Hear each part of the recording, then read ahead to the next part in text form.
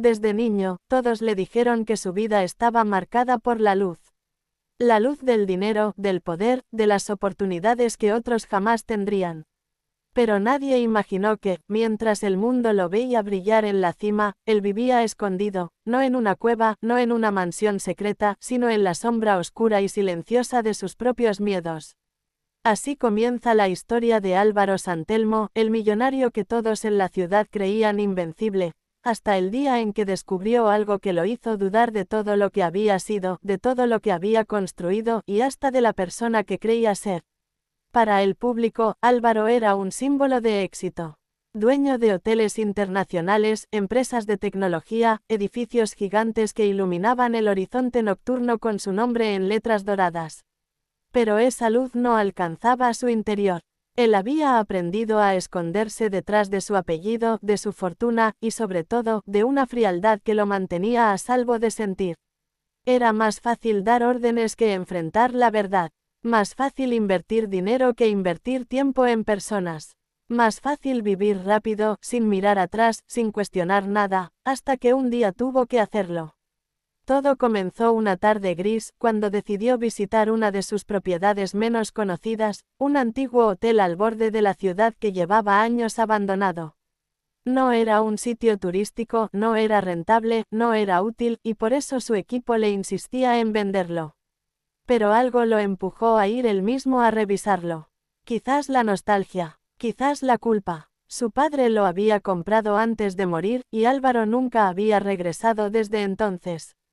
El lugar estaba cubierto de polvo y silencio. El eco de sus pasos retumbaba por los pasillos vacíos como si caminara entre fantasmas. El aire sabía a abandono. Sin embargo, algo llamó su atención cuando pasó frente a una puerta entreabierta en uno de los salones del sótano. No recordaba que ese cuarto existiera. No aparecía en los planos. Era como si hubiera surgido de la nada. Un cuarto oculto. Y allí, entre sombras, descubrió algo que le arrancó el aliento. No eran cajas fuertes, no eran documentos secretos, no era oro. Era algo mucho más simple, y a la vez devastador. Retratos. Docenas de retratos colgados y apilados. Retratos de personas que él había olvidado. Personas que habían trabajado para él, personas que lo habían ayudado a crecer, que habían puesto ladrillo tras ladrillo en los cimientos de su imperio. Rostros humildes, miradas cansadas, algunos sonrientes, otros tristes. Obreros, recepcionistas, cocineras, guardias de seguridad, gente que pasó años trabajando en ese hotel antes de que él tomara control. Y entre todos esos rostros, había uno que lo golpeó como un puño en el pecho. El retrato de un niño. Un niño de unos 9 años, flaco, con los zapatos gastados y una sonrisa que intentaba ser valiente.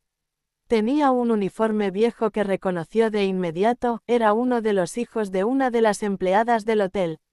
Una mujer llamada Lucía. Lucía había sido una de las trabajadoras más fieles que su padre tuvo.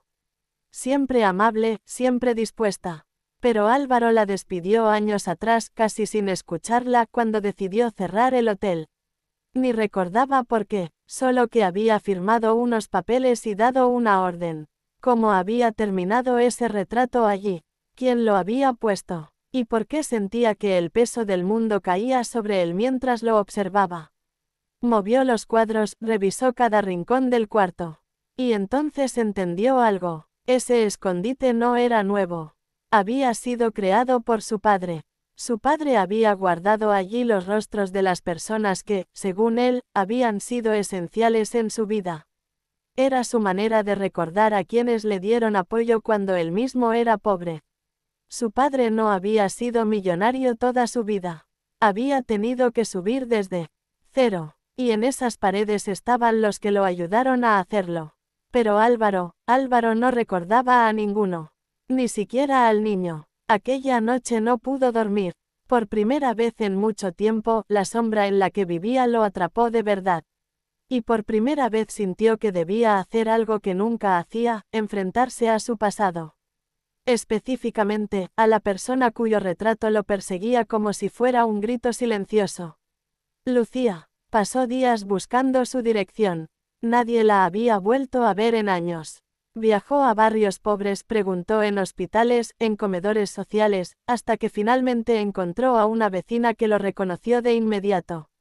La señora Lucía, dijo la mujer, limpiándose las manos en un delantal viejo. No tiene idea por lo que ha pasado. Lo llevó hacia una casa deteriorada con paredes descascaradas y un pequeño patio lleno de ropa colgada. Allí, sentado en una silla de ruedas improvisada, estaba el niño de la foto, pero ya no era un niño. Era un joven de unos 20 años con ojos profundos y una expresión cansada. Cuando Lucía salió para recibirlos, apenas lo miró.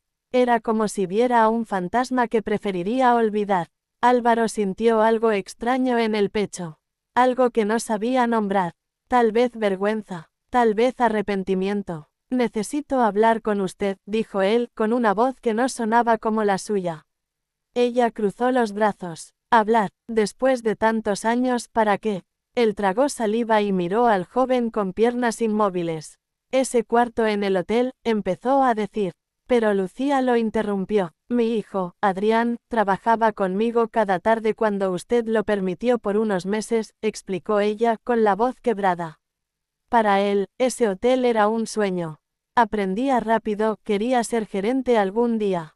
Pero usted lo cerró de la noche a la mañana.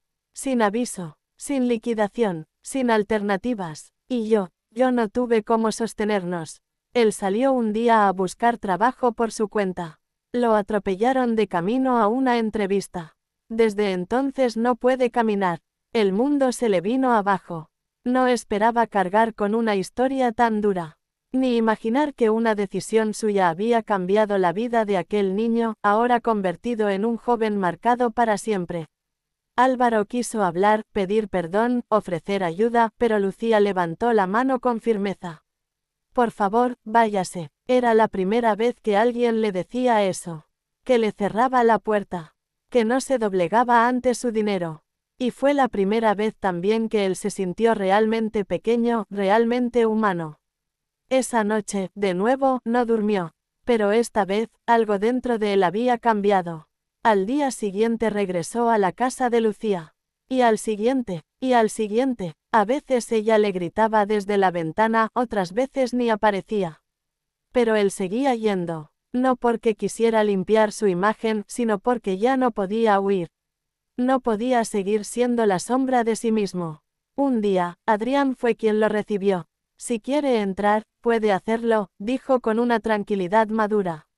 Mi madre no está, pero yo sí quiero hablar.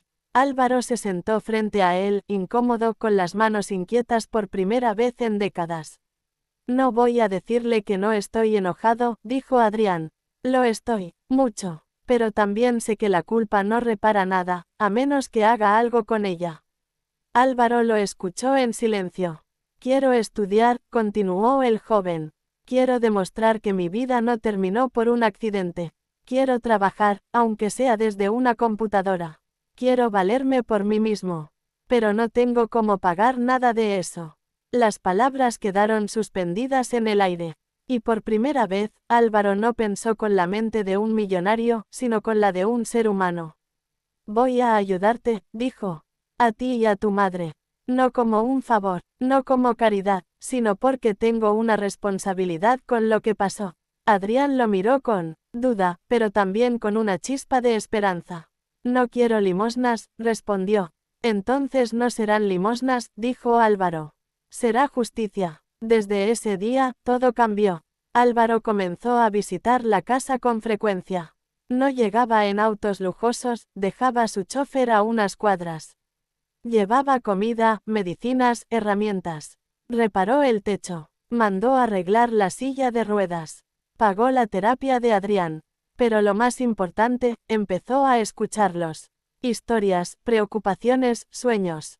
Escuchaba como si se tratara de su propia familia. Y sin darse cuenta, fue dejando atrás la sombra en la que había vivido. Un día, mientras arreglaba una ventana, Lucía apareció en la puerta, cansada pero más suave. No sé si algún día podré perdonarlo, dijo ella. Pero, gracias por no rendirse. Él asintió. No necesitaba más. Semanas después, Adrián recibió una beca completa financiada por una fundación que el propio Álvaro creó en silencio. Quería